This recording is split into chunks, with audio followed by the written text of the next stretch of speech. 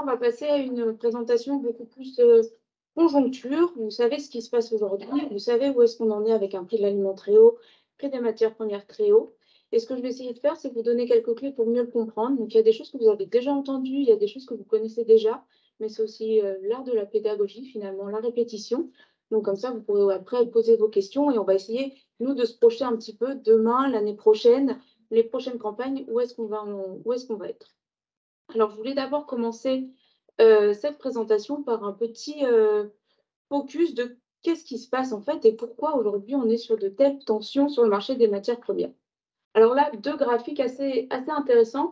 À gauche, l'évolution des stocks de fin de campagne. Donc finalement, qu'est-ce qui reste à la fin quand on a tout commercialisé et quand on crée nos stocks. Donc pour les trois matières premières principales, maïs, soja, blé. Et à côté, finalement, les productions et les consommations au niveau du monde, dans le monde, pardon, pour encore une fois ces trois matières premières pour les campagnes précédentes, donc 2020, 2021 et la campagne 2021-2022. Non, pardon, l'inverse, celle actuelle. Donc 2021, 2022, 2022, 2023.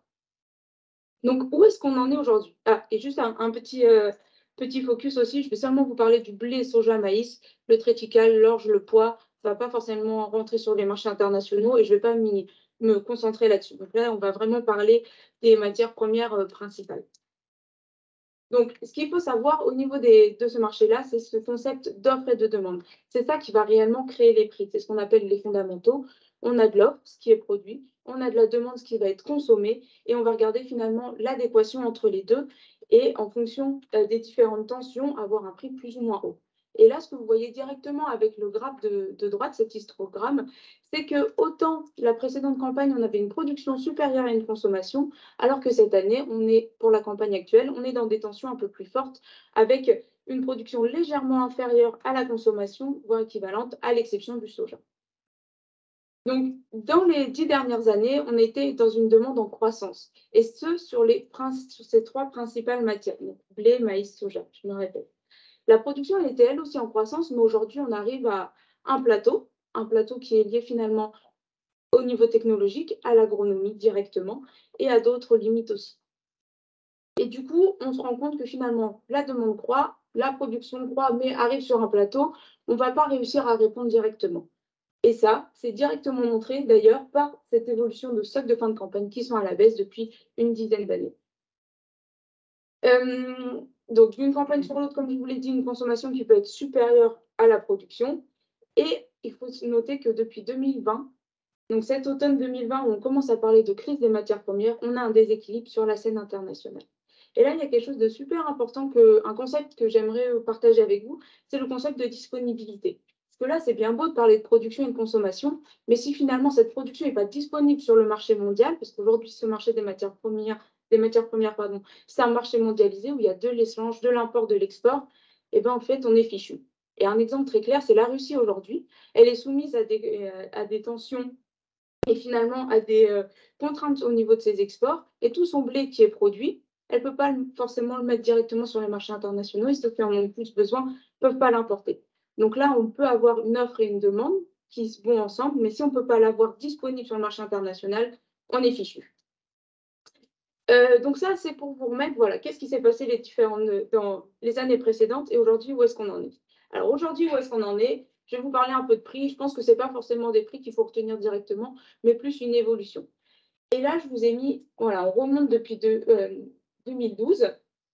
Donc, on a eu une première crise au moment 2012, une première crise des matières premières. On s'était dit, oh là là, c'est horrible, ça augmente, on ne va plus jamais revivre ça. Eh bien, manque de peau, on est tombé 2020, crise du Covid. Alors, pourquoi c'est important la crise du Covid? Parce que ça a complètement changé la consommation au niveau des pays, mais ça a aussi eu un impact très fort sur la logistique.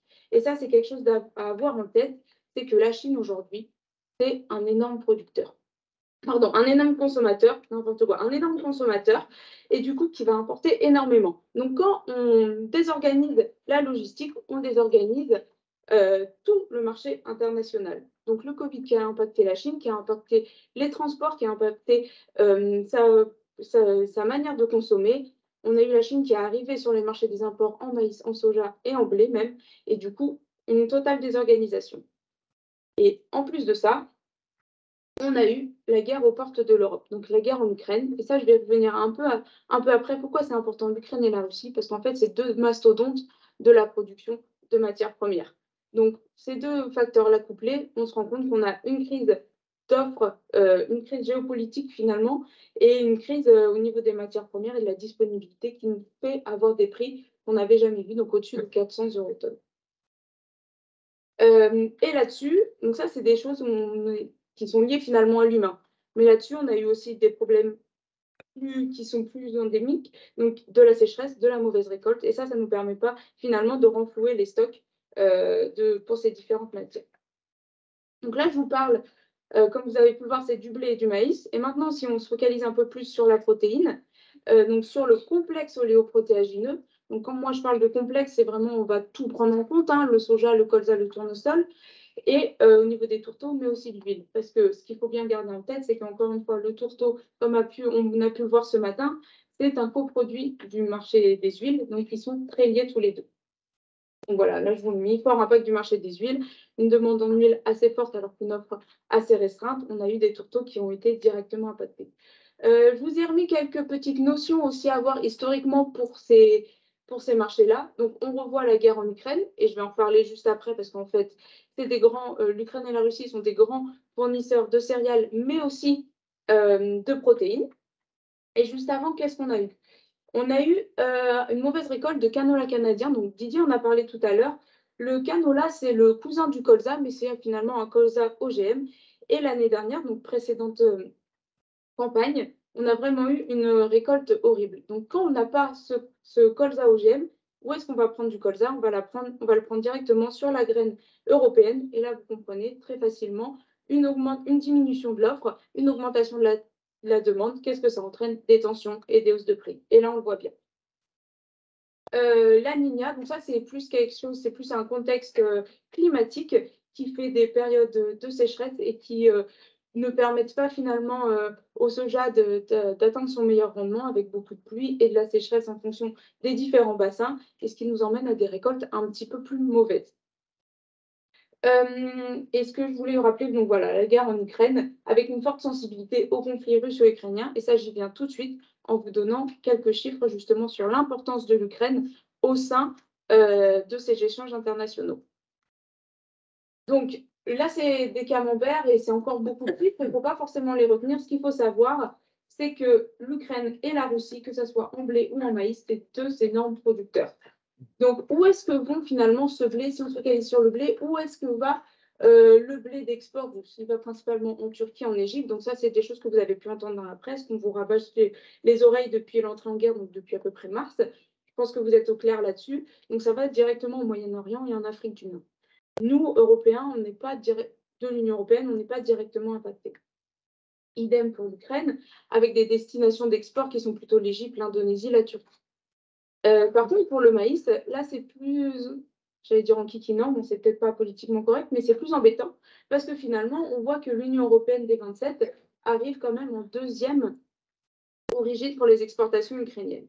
La Chine aussi. Et maintenant, si on fait un tout petit peu un rétropédalage et qu'on se passe dans l'autre sens, c'est finalement l'Union européenne, l'Ukraine, combien ça représente en pourcentage de ses importations. Donc, ce qu'il faut savoir, c'est que le maïs ukrainien, pour l'Union européenne, c'est 47% de ses importations. Donc, c'est énorme. On coupe le corridor maritime, on n'a plus d'approvisionnement en maïs. La Chine, on fait le même rétropédalage, l'origine maïs-Ukraine, c'est 55%. Donc, en effet, la moitié de ses approvisionnements. Il y a une réelle dépendance à ce maïs ukrainien.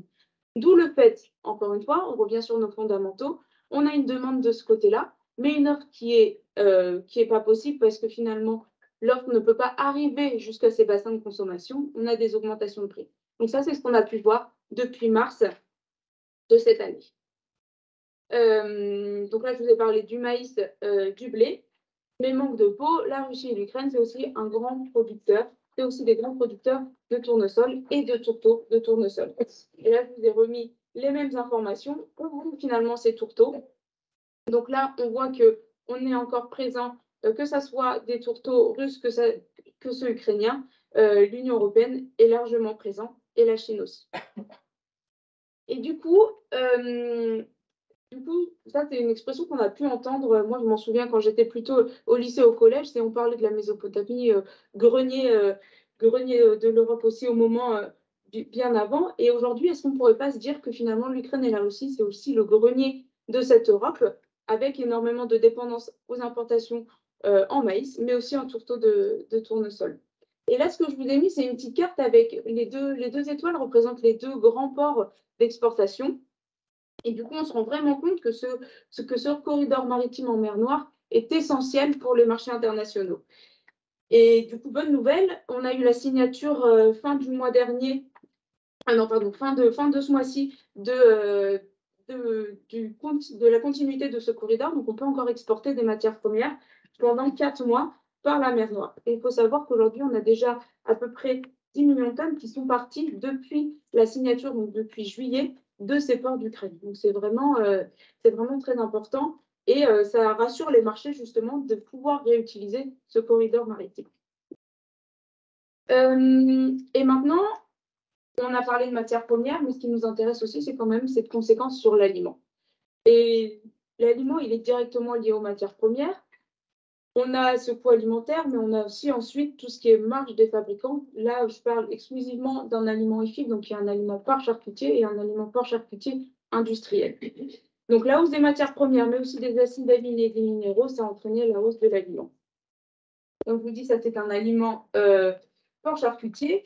Et du coup, il est basé sur quoi? Il est basé sur la GTE qu'on va avoir annuelle et les IPAMPA, donc qui sont des séries de prix d'indices, pardon, plutôt, pour être précis, publiés par l'INSEE, qui sont issus finalement de questionnaires des fabricants d'aliments qui donnent leur prix de vente d'aliments charcutiers. Et ça, c'est des données mensuelles. Donc, grâce à ça, on peut toujours avoir, on a notre indicateur aliments IFIC. Donc, il y a toujours un léger décalage avec des mois, enfin avec un mois sur un mois pour pouvoir avoir le temps d'avoir justement cette donnée IPAMPA et d'être au plus proche de ce qui se passe sur le terrain. Mais on a vu qu'au grand boom de la crise, notre aliment IFIP, qui est exclusivement porc charcutier, était finalement en léger décalage avec ce qu'on pouvait voir sur le terrain et ce dont on pouvait nous informer. On avait un aliment qui était autour de 390 € et tout le monde nous disait, mais moi j'achète mon aliment à 400, voire plus. Et là, on s'est dit, bah tiens, l'IFIP, il faut qu'on arrive à coller avec ça. Et on a créé finalement un nouvel indicateur qui est un aliment naisseur-engraisseur, donc plus global. Et en effet, c'était de ça dont on nous parlait quand je parlais des 400 eurotonnes. Donc exactement sur le même modèle que l'aliment épique, on crée cet aliment naisseur-engraisseur avec les différents postes et issus aussi des GTE et de l'IPAMPA. Donc là, vous voyez finalement, on a des courbes qui se ressemblent pas mal entre les prix des matières premières et celles de l'aliment, avec cette augmentation depuis 2020, donc depuis ce début de la crise, sécheresse, mauvaise récolte, diminution des stocks de fin de campagne, et finalement cette hausse fulgurante à partir de l'entrée en guerre de l'Ukraine, enfin de la Russie et de l'Ukraine. Et du coup, aujourd'hui, qu'est-ce qui est intéressant à faire pour nous? C'est d'avoir un petit peu des prévisions. Mais c'est très difficile d'avoir des prévisions aujourd'hui et dans cet énorme climat d'incertitude.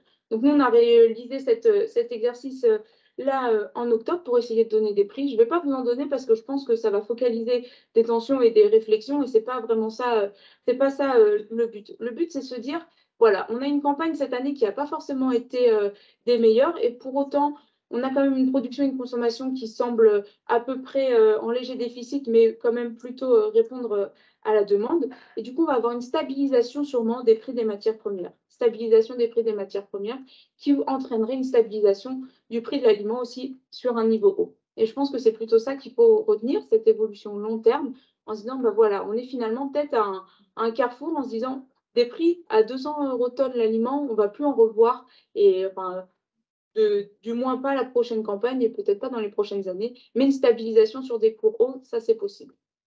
En tout cas, là, je me suis plutôt focalisée sur matières premières, mais il y a beaucoup d'autres incertitudes qui arrivent.